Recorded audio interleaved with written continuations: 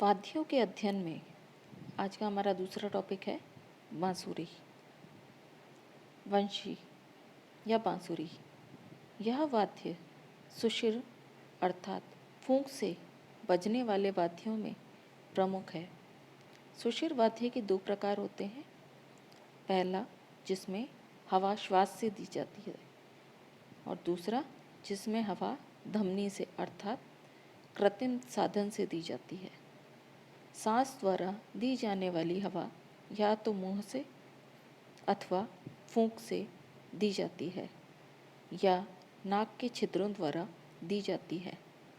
पहले वर्ग में वंशी, बांसुरी, सुंदरी, काहल, नागस्वरम, शहनाई, तार शहनाई, क्लॉरनेट, ट्रम्पेट आदि वाद्यों का समावेश होता है और दूसरे वर्ग में नस्तरंग जैसे वाद्य का समावेश होता है।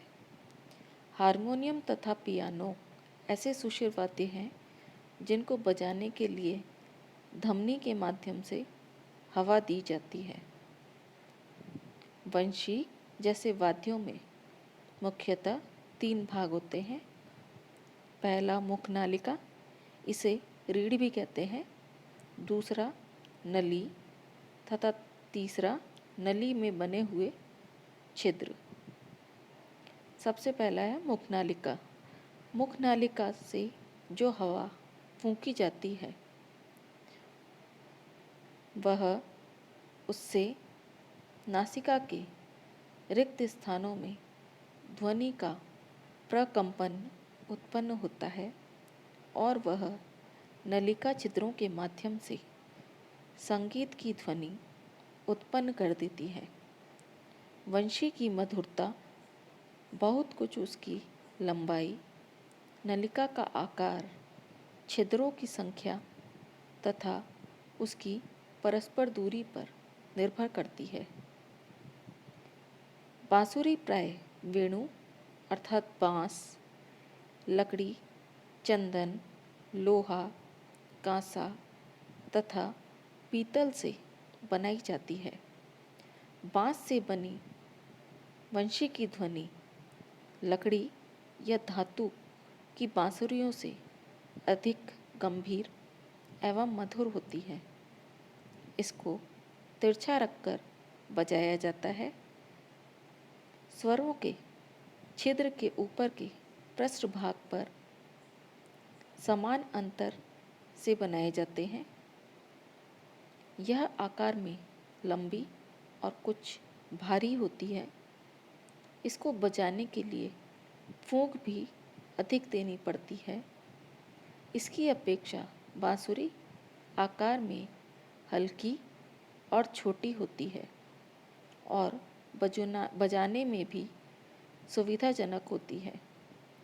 बांसुरी छोटी होने के कारण कुछ स्वर छिद्र ऊपर होते हैं तो कुछ नीचे की ओर होते हैं।